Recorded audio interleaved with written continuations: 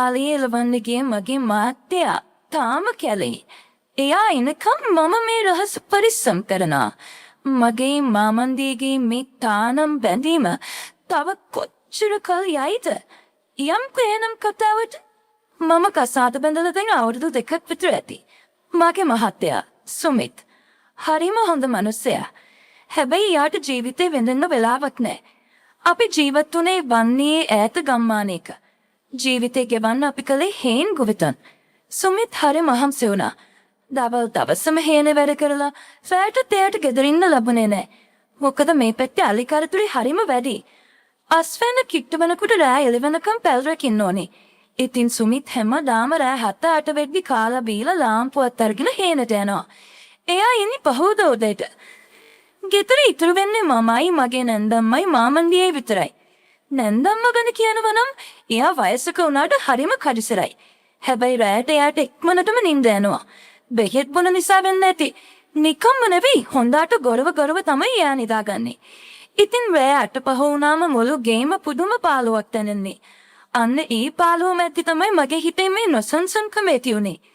මාමන්දියා එයාගේ නම සිරිසේන උනාට ගමේ කවුරුත් කිව්වේ සිරා මාමා කියලා. වයස අවුරුදු 55ක් විතර උනාට මිනිහා තාම යකඩයක් වගේ හයියයි. ඉස්සර හමුදාවේ වැඩ කරපු නිසාද මන්ද ඇඟපත තාම කෙලින්. සුදු කොණ්ඩයක් දෙකක් තිබුණට එයාගේ පෙනුම හරිම ගැඹීරයි. ඇස් දෙක හරිම තියුරුයි. මම ගෙදරට ආපු මුල් කාලේ ඉඳන්ම මාමන්දිය මට සැලකුවේ එයාගේ දුවෙක්ට වගේ. ඒ ටික කාලයක් යද්දි මට දැනෙන්න ගත්ත එයා මන් දිහා බලන විදිහේ මාත් එක්ක කතා කරන විදිහේ පොඩි වෙනසක් තියෙනවා කියලා. නරක විදිහට නෙවෙයි ඒත් නිකන් මගේ හිතේ ගැඹුරම දැනට දැනෙන විදිහට. මේ සිද්ධිය පටන් ගත්ත මීට මාසයකට විතර කලින් දවසක. එදා දවසම අහස කළු කරගෙන තිබුණේ. මහා මුසල පාට පරිසරයේම තිබුණා. සුමිත් එදා රැත් හීනරියන්න ලෑස්ති වුණා. මැනික අද නම් හොඳටම වහින්න වගේ එන්නේ. මම යනවා. පරිස්සමෙන් දොරවල් වහගන්න. සුමිත් මගේ නළල ඉඹලා එහෙම කියලා කුඩෙත් තරම් අඳුරට වැකී ගියා. සුමිත් ගියාට පස්සේ මට දැනුනේ මහා ලොකු තනිකමක්. එළිය හුලක හමන සද්ද හරිම බය හිතෙන සුළුයි. ගස්වල අතු එකිනෙක ගැටෙන සද්ද නිකන් කවුරු හරි කෑ ගහනවා වගේ. මම කුස්සිය වැඩ ඉවර කරලා සාලෙට එද්දි නැන්දම්ම කාමරයට ගිහිලා ඉවරයි. විනාඩි 10ක් යන්න ඕනේ නැහැ. එයාගේ ගොරවන සද්ද ගේ පුරාම ඇහෙන්න ගත්තා. මාමන්දිය එතකොට හිටිය සාලේ පුපුවේ වාඩි වෙලා බුලත් විද කපහප. එය සරම විතරයි ඇඳගෙන හිටියේ. උඩට ඇඳුමක් දාගෙන හිටියේ නෑ. එයාගේ පෙනුම වෙනදට වඩා අද හරිම නිහඬයි වගේ මට දැනුණා. ලාම්පු එළියෙන් එයාගේ මෝනේ වැටුණු සෙවණල නිසා එයා දිහා බලන්නත් මට මොකක්දෝ චකිතයක් ආවා. "දුව, තාම නිදාගන්න යන්නේ නැද්ද?" මාමන්දිය ගැඹුරු කටහඬින් ඇහුවා. එයාගේ කටහඬේ තිබුණේ අමුතුම තැම්පත්කමක්. "නෑ තාත්තේ, මම මේ දොරවල් වැහුවද බලන්න ආවේ. අද හරිම හුලගයිනේ." මම කිව්වේ බිම බලාගෙන. ඇත්තටම මට එයාගේ මෝන දිහා කිලින් බලන්න අමාරු ගතියක් තිබුණා. "ඕ, අද මහ වැස්සක් වහි. සුමිත් පුතාට අමාරු වෙයි අද හේනේ ඉන්න." මාමන්දිය එහෙම කියලා දිග සුසුමක් හෙළුවා. ඊට පස්සේ එයා හිමින් සැරේ නැගිට්ටා. "මමත් ගිහින් නැලවෙන්න. දුවත් ගිහින් නිදාගන්න. බය වෙන්න එපා. මම ඉන්නවනේ." ඒ වචන ටික "මම ඉන්නවනේ" ඒක නිකන් වචනවලට වඩා දෙයක් වගේ මට දැනුණා. මම "හාතාත්තේ" කියලා මගේ කාමරයට ආවා. ඇවිත් දොර වහගත්තා. මගේ කාමරේ තියෙන්නේ ගේ පිටුපසට වෙන්න. එහා පැත්තේ තියෙන්නේ මාමන්දියලගේ කාමරේ. හැබැයි මේ දෙක අතරේ පොඩි කොරිඩෝවක් වගේ කොටසක් තියෙනවා. කාමරේට ආවට මට නිින්ද ගියේ නැහැ. එළියේ වැස්ස පටන් ගත්තා. ටිකෙන් ටික වැස්ස තද වුණා. වහලට වැටෙන වැහි බින්දු වල ශබ්ද නිසා මගේ හිතේ තිබුණ පාළුව තවත් වැඩි වුණා. සුමිත් ළඟ හිටියනම් කියලා මට හිතුණා. මට ඕන වුණේ ආරක්ෂාවක්. මේ සීතල දරා ගන්න බැරි තරම් තනිකමක් මට දැනුණා. මම ඇඳගෙන හිටියේ සුදු පාට සිහින් නයිටියක්. ඒක පරණ වුණාට මගේ ඇඟට හරිම පහසුවක් දැනුණ ඇඳුමක්. සීතල වැඩි නිසා මම ෂීට් එක පොරවගෙන ඇඳේ කුලි වුණා. වෙලාව රෑ 12ට කිට්ටු ඇති. එක පාරටම විදුලි කොටන්න පටන් ගත්තා. අහස දෙදරලා යන තරම් ශබ්දක අකුණු ගැහුවා. මම පොඩි කාලේ නම් අකුණු වලට බයයි. එක පාරටම ගැහපු ලොකු අකුණක් එක්කම මම අම්මේ කියලා කෑ ගැහුවා. ඒත් එක්කම වගේ මට ඇහුණා මගේ කාමරේ දොරට කවුරු හරි තට්ටු කරනවා. "දොර?" ඒ මාමන්දියා. එයාගේ කටහඬේ තිබුණේ කලබලයක්. මම ඇඳෙන් බැස්සේ වෙවුලන ගමන් ගිහින් දොර ඇරියා. මාමන්දියා දොර ළඟ හිටගෙන හිටියා. එයා අතේ පත්තු කරපු කුප්පි ලාම්පුවක් තිබුණා. ඒ එළියෙන් මම දැක්කා එයා මන් දිහා බලන් ඉන්න විදිහ. එයාගේ ඇස්වල තිබුණ බයක් නෙවෙයි, දරා ගන්න බැරි තරම් ලොකු සෙනෙහසක් සහ ආරක්ෂාවක්. "ඇයි තාත්තේ?" මම ඇහුවා. මගේ කටහඬත් වෙවුලනවා. මට ඇහුණ දුව කෑ ගහනවා. අකුණට බය වුණාද? එයා ඇහුවේ මගේ මූණ දිහාම බලාගෙන. "ඕ තාත්තේ, මේ අකුණ සද්දට මට හරි බයයි." මම කිව්වේ පපුවට අතක් තියාගෙන. මාමන්දිය එකපාරටම කාමරේ ඇතුළට එබුණා. කාමරේ ජනේලෙ හොඳට වැහුවද? හුළඟ සරයි. මම වැහුව තාත්තේ. ඒත් අර උද්ද පොඩි කවුළු ඇරලද මන්දා. මම එහෙම කිව්ව නිකම්මයි. ඇත්තටම මට ඕන උනේ එයා මේ වෙලාවේ යනවටද නැත්නම් මද තනිකම මකන් එයා ළඟ ඉන්නවටද කියලා මටම තේරුනේ නෑ. "එන්න මම බලන්නම්." මාමන්දිය කාමරේ ඇතුළට ආවා. එයා කාමරේට එද්දී මුළු කාමරේම පිරුණා වගේ මට දැනුනේ. එයාගේ පිරිමි පෞරුෂය කාමරේ තිබුණ සීතල හුළඟත් එක්ක මුසු වුණා. එයා ජනේලේ ළඟට ගිහින් ඒක පරීක්ෂා කළා. මම දොර ළඟම හිටගෙන එයා දිහා බලන් හිටියා. එයා ජනේලේ අබුල තද කරලා මන් දිහාට හැරුණා. ලාම්පුව මේසුවෙන් තිබ්බ එයා මන් දිහා ආයෙ බැලුවා. මේ පාර බැල්ම හරිම වෙනස්. ඒක නිකන් මගේ හිත ඇතුළටම විනිවිදගෙන යනවා වගේ බැල්මක්. එයාගේ ඇස් මගේ මූණ නතර වෙලා තිබුණා. "තාම බයද?" එයා ඇහුවේ මගේ ළඟට අඩියක් ඉස්සරහට තියෙන ගමන්. "ටිකක්." මම කෙඳිරුවා වගේ උත්තර දුන්නා. "බය වෙන්න එපා. මම ඉන්නවනේ." එයා ආයෙත් ඒ වචන ටික කිව්වා. මාමන්දිය මගේ ළඟටම ආවා. දැන් අපි දෙන්න අතර පරතරේ අංගලක්වත් නෑ. එළිය අකුණු ගහන සද්දෙයි වැස්ස සද්දෙයි අතරේ අපේ කාමරේ තිබුණේ පුදුම නිශ්ශබ්දතාවයක්. එයා හිමින් එයාගේ අත ඔස්සලා මගේ කම්බලට තිබ්බා. ඒ අත රළුයි, ගොවිතැන් කරලා හයිය වෙච්ච අතක්. ඒත් ඒ ස්පර්ශය පුදුම තරම් මෘදුයි. එයාගේ ඇඟිලි මගේ කම්බල දිගේ පහළට යද්දී මට ලොකු ආරක්ෂාවක් දැනුණා. මගේ ඇස් නිකම්ම පියුණා. "සුමිත් නැතිකේ දෝට හොඟක් පාළු ඇති නේද?" එයා මගේ කනට කරලා රහසින් වගේ ඇහුවා. එයාගේ කටහඬේ තිබුණේ අනුකම්පාව මගේ හිත උණු කළා. "ඕ." මම මෙමෙනුවා. එයාගේ අනිත් අත මගේ උරහිස වටේට එතුණා. මාව එයාගේ ළඟට තද කරගත්තා. මගේ ඔළුව එයාගේ පපුවේ වදිනකොට මට දැනුනේ මම ලොකු රැකවරණයක ඉන්නවා වගේ. මටත් පාළුයි දුව.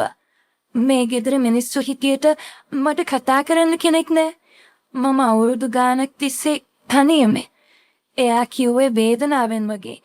ඒත් ඒ වේදනාව අස්සේ ලොකු බැඳීමක් හැංගිලා තිබුණා. එළිය අකුණක් ගැහුවා. මුළු කාමරේම ඒ එළියෙන් ආලෝක වුණා. ඒ ක්ෂණික එළියෙන් මම දැක්ක එයාගේ මූණේ තිබුණේ බැල්ම. ඒකේ තිබුණේ ආදරයක්, ලෙන්ගතුකමක්, සහ තවත් වචනයෙන් කියන්න බැරි ගැඹුරු හැඟීමක්. "අද රැට විතරක් අපි මේ පාළුව මකාගමුද?" එයා ඇහුවා. ඊට ප්‍රශ්නයක් නෙවෙයි, යෝජනාවක්. මම උත්තරයක් දුන්නේ නැහැ. මම මගේ ඇස්වලින් එයාට උත්තරේ දුන්නා. මගේ හිතේ තිබුණු බය, දිගිඩියාව ඔක්කොම නැති වෙලා ගිහින් මට වුණේ ඒ උණුසුම විතරයි. එයා මගේ නළල සිපගත්තා. ඒ හාදුව මගේ මුළු ආත්මයම සනසනවා වගේ මට දැනුණා. අපි දෙන්න ඇඳේ වාඩි වුණා. එළිය ලෝකෙ මොනවා වුණත් මේ කාමරේ ඇතුලේ අපි දෙන්න විතරයි. එයා මගේ අතින් අල්ලගෙන හිටියා. ඒ අතේ තිබුණු රස්නේ මගේ ඇඟ පුරාම දිව්වා. නැන්දම්ම තාමත් අනිත් කාමරේ ගොරවනවා ඇති. සුමිත් හේන පැල් රකින්නවා ඇති. ඒත් මේ කාමරේ ඇතුලේ මේ අඳුරේ ලේලි සහ මාමන්දියා කියන නම් දියවලා ගිහින් හුදකලා වෙච්ච මනසාත්ම දෙකක් විතරක් ඉතුරු වෙලා හිටියා. අපි ගොඩක් දේවල් කතා කළේ නැහැ. වචන වලට වඩා ඒ මොහොතේ නිශ්ශබ්දතාවය ගොඩක් දේවල් කිව්වා. එයා මගේ කොන්දේ අත ගෑවා. "දුව හරි ලස්සනයි. මම හිතුවටත් වඩා හිත ලස්සනයි." එයා කිව්වා. ඒ වචන වලට මම වශී වුණා වගේ. මගේ හිතේ තිබුණු සේරු පාලනයන් ගිලිහිලා ගියා. මම යාලේ උරහිසට වාඩි වුණා. එදා රෑ වැස්ස එක්කම අපේ හිතවල තිබුණු වේදනා, ආශාවන් ඔක්කොම දිය වෙලා ගියා. ඒක වැරදිද හරිද කියලා හිතන්න මට ඕනේ නැහැ. මට ඕනේ ඒ මොහොත විඳින්න විතරයි. පැයක්ද දෙකක්ද ගියේ කියලා මම දන්නේ නැහැ. කාමරේ ආයෙත් නිශ්ශබ්ද වුණා. වැස්ස අඩු වෙලා තිබුණා. එයා මගේ ළඟ ඉන්නම කියනක විතරයි මට දැනුනේ. දැන් නිදාගන්න. මම යන්න. නැන්ද ඇහැරෙන්න කලින් මම කාමරේට යන්න ඕනේ. එයා නැගිටලා යන්න ලෑස්ති වුණා. යන්න කලින් එයා නැමිලා මගේ නළලට ආයෙත් හාදුවක් දුන්නා. හෙට රාත්‍රියේ සුමිත් හේනට යනවනේ. එයා දොර ළඟට ගිහින් ආපහු හැරිලා ඇහුවා. මම මොකුත්ම කියා ඔළුව වැනුවා. එයා යන්තම් hina වෙලා දොර වහගෙන ගියා. එදාරේ ගෙවුනේ ඒ විදියට. පහවදා උදේ 11 කොට මගේ ඇඟට දැනුනේ මාර සැහැල්ලුවක්. වගේම ලොකු බරක්. ඇඟ හරිම සැහැල්ලුයි. ඒත් හිත බරේ. ඉරේලියේ වැටෙන්පි මම දඩබඩ ගාලා ඇඳන් බැස්සේ. හරියට ලොකු රහසක් හංගගෙන ඉන්න කෙනෙක් වගේ. මම ඉක්මනට මෝන හොදගෙන කුස්සියට ගියා. නැන්දම්ම ඒ වෙද්දෙත් කුස්සියේ පොල් ගානවා. දුව නැගිට්ටද? අද ටිකක් ඩබල් වෙනවා වගේනේ. නැන්දම්ම ඇහුවා. මගේ පපුව ගැහෙන්න ගත්තා. එයා මගේ මෝන දිහා බලද්දි මට හිතුනේ ඊයේ රෑ වෙච්චදී එයාගේ දිවසට පේන මේද කියලා. ඔව් අම්මේ. ඊයේ රෑ වැස්ස නිසා නිින්ද යන්න ටිකක් පරක් වුණා. මම බොරුවක් කිව්වා. ටික වෙලාවකින් සුමිත් ගෙදර ආවා. මිනිහ හොඳටම තෙමිලා මඩ නාගෙන. එයාගේ මෝන දැක්කම මට දුක හිතුණා. පව්. රෑ 11කම අලේ එලවලා සීතලේ ගහිලා මිනිහ ගෙදර එන්නේ. ඒත් මම කරේ එයාගේ තාත්තා එක්ක. මට මංගනුම පුදුමයක් සහ සියුම් බියක් ඇති වුණා. මැනික මට තේ එකක් හැදලා තියන්කෝ. ඇඟට පණ නෑ වගේ. සුමිත් පුටුවක වාඩි වෙන ගමන් කිව්වා. මම තේ එක හදන්න ගත්තා. එතකොටම තමයි මාමන්දියා කාමරෙන් එළියට ආවේ. එහා ආවේ උගුර පාදගෙන. වෙනද වගේම තුවායක් කරේ දාගෙන. එයා කුස්සියට ඇවිත් වතුර එකක් බොන්න හැදුවා. මම තේ එක පෙරා හිටියේ. එයා මගේ පස්සෙන් ඇවිත් වතුර ජග් එක ගත්තා. අපි දෙන්නා හිටියේ හරිම ළඟින්. එයාගේ හුස්ම මට දැනෙන තරම් ළඟින්. මම ගැස්සලා එයා දිහා බැලුවා. එයා මොකුත් වුණේ නෑ වගේ වතුර එක බීගෙන ගියා. හැබැයි වතුර බීලා වීදුරුව තියෙද්දි එයා මට එහෙක් ගැහුවා. ඒක දැක්කේ මම විතරයි. නෑන්දම්ම ලිප දිහා බලන් හිටියේ. මගේ ඇතේ තිබුණු තේ හැන්දත් බිම වැටුණා. ඒ වෙලාවේ ඇතිවෙච්ච කලබලයට. දවල් දවස ගෙවුනේ මහා අමුතු විදිහට. සුමිත් කාලා බීලා නිදාගන්න ගියා. නෑන්දම්ම අහල පහල ගෙදරකට ගියා මොකක්ද දානේ වැඩකට උදව් කරන්න. ගෙදර ඉතුරු වුණේ මමයි නිදාගෙන හිටපු සුමිතුයි මාමන්දියයි විතරයි. මම වලන් ටික හොද හිටියේ. එකපාරටම මට දැනුණා කවුරු හරි කුස්සියේ දොරකඩ ළඟ ඉන්නවා වගේ. මම හැරිලා බැලුවා. මාමණිය ඒට හේතු මෙලා මලාගෙන ඉන්නවා. සුමිත් හොඳටම නින්. එයා කිව්වේ රහසින් තාත්තේ කවුරු හරිනේ මම වටපිට බලන ගමන් කිව්වා. මගේ හිතේ බය තිබුණත් මගේ හිත යටින් තුබි ඔසාවුත් තිමුණා කියලා මම ලවටේනාට. කවුරු එන්නද ගෝ? නෑන්දම්ම එන්න හවස් මේ. එයා කුස්සිය ඇතුළට ආව එමෙත් මම හොද හිටපු මලක් ටික දිහා බැලුවා නෙවෙයි මගේ ළඟට ඇවිත් මගේ ගොරේ සිට අත තිබ්බා. මම දැන් ගෙවුණා. මේ දවල් වෙලාවේ ඇතුලේ සුමිත් මිදාගෙන තිබ්බේ මෙහෙම කරන එක කොච්චර අවදානම්ද? ඒකේ අවදානම නිසාමද මන්ද මට දැනුම හැදීම දෙගුණා වුණා. ඒයිර උඹට හොදට නින්ද ගියාද? එයා මගේ කන ළඟට කරලා ඇහුවා. කොහෙ නිදාගන්නද තාත්තේ? මට බය. බොරු තරහක් මවාගෙන කිව්වා. බය වෙන්න එපා. මම ඉන්නමනේ. එයා හේරා කියපු කතාවම ආයෙත් කියුවා. විනාඩියක් විතර අපි එහෙම හිටියා. කොස්සේ ලිපේ දර පෙච්චෙන සද්දේ. සුමිත් කාමරේ බොරවන සද්දේ අරින්න වෙන සද්දයක් නැත්. අපි වචන නැතුව ඇස් වලින් ගොඩක් දේවල් හොමාරු කරගත්තා. එකපාරටම වත්තේ බේට්ටෝ අරින සද්දේ අහුණා. මාමන්දියා විදුලියක් මගෙන් යැටුණා. අම්මා එනව වගේ. එයා නිකම්ම වතුර දුන්නමේ වැඩි එකප්‍රදපාම. මම ආයෙත් වලන් හොදන්න ගත්තා. මගේ පපුව දක ගාලා ගහනවා. අපි අහුණා නම් ඉවරයි. ඒතේ මුතේ මට තේරුණා මම මේ දෙයින් එකට රම්බහිමලා කියලා. හවස සුමිත් නැගිට්ටා. තේ බීලා ප්‍රේත හේනට යන්න නැස්ති වුණා. අදත් පහස කළු කරගෙන එනවා. වට හිතුනේ සෝබාදහම් අපි දෙන්නට ටිකට වෙන්න උදව් කරනවා වගේ කියලා. මැනිකප් අද නම් එද්දි පරක්කු වෙයි අනමැට කඩලා ආලේ. ඒක හැදන්නත් ඕනේ. සුමිත් කිව්වා. පරිස්සමෙන් යන්න. මම දොරවල් හොඳට වහගන්නම්. මම සුවිත්ත සමබම්. එයා යද්දි මගේ හිතේ තිබුණේ දුකක් නෙමෙයි නැවසිලා. රෑ වට බෙද්දී සුපුරුදු විදියට දී පාළු වුණා නැන්දම්ම බුදුන් බඳලා කාමරේට ගියා. එයාගේ කාමරේ දොර වැහෙන සද්දේ මට ඇහුනේ දිව්‍ය ලෝකේ දොර හැරෙනවා වගේ. මම මගේ කාමරේට ළමිත් වැඳේ වාඩි වෙලා හිටියා. අද මම ඇන්දි ඇඳට වඩා ටිකක් ලස්සන රෝස පාටන හිටියක්. මම කණ්ණාඩියෙන් මගේ දිහා බැලුවා. මගේ ඇස් දිලිසෙනව කම්මුල් රතු වෙලා. මම වෙනද හිටපු අහිංසක ගෑණි නිවේදන්. මම ආදරයක්. සෙනෙහසක් පරාපරක්තු මෙන ගැහැණියක්. වෙලාව 9යි. 10න් මාමන්දියා තාමන මට කේන්ති යන්නක් පටන් ගත්තා. එයා එන්නේ නැද්ද? මම ජනේලෙන් එළිය බැලුවා. මුළු වත්තම කරවල. වැහයෝ කෑ ගහනවා. තාමනේ මම ගෙස්සලා හැරුවා. එයා දොරකඩ අද ක්‍රම්පුවක් නැ. එළිය හද එළිය යාන්තමට කාමරේට වැටිලා තිබුණා. මම හිතුවේ තාත්තා ඉන්නේ නැහැ කියලා. මම නොදැනීම වගේ ඇහුවා. ඒක මගේ හිතේ තිබුණු දුක සහ කේන්තිය එකතු වෙච්ච වචන ටිකක්. මාමන්දියා hina වුණා. අඳුරේ වුණත් මම දැක්කා එයාගේ මූණේ තිබුණු සතුට. මම එනකම් මග බලාගෙනද හිටියේ. ඒ කාමරේ දොර අගුන් දාන ගමන් ඇරුවා. නැතෝ මම බයෙන් හිටියේ. එයා මගේ ළඟට ඇවිත් මාව කෙලින්ම මෙත්තේට හේතු කළා නෙවෙයි මගේ හත් දෙකෙන් අල්ලගත්තා. උඹ අද ගොඩක් ලස්සනයි දෝ. එයා මගේ රඳුම දිහා බලන නෙවෙයි මගේ ඇස් දිහා බලනයි කිව්වේ. මේක දැක්කම ඕනම කෙනෙක්ගේ හිත පිරෙනවා. ඉතින් තාත්තගේ හිත පිරුණද මම දන්නේම නැතුව එහෙම රහුවා. එයාට ඒකට hina ගියා. "බාබින් මේ මට නනින් මෙම් හායි තරුණ මෙලාවල්." එයා මගේ මූණ අත් දෙකෙන්ම අල්ලගත්තා. අපි දින්නබි ඇස් හැකිනිතුට යවුණා. අපි මේ කරන දේ නේද තාත්තේ වැරදි. මොවායට හෝ වැරදි දේ තමයි රසම දෝ. අනික අපි කාටවත් කරදරයක් කරන්නේ නෑනේ. අපි අපේ පාළුව මකා ගන්නවා විතරයි. එයා දාර්ශනික උත්තරයක් දුන්නා. ඒ උත්තරේ හරිද වැරදිද මම දන්නේ නෑ. ඒ වෙලාවේ මට ඕන වුණේ ඒ උත්තරේ පිළිගන්න. එයා මාව ඇනේ ඉඳවලා. එයා මගේ ළඟින් වාඩි වුණා. මම එයාගේ ගුරුහිසට ඔළුව තෙම්බා.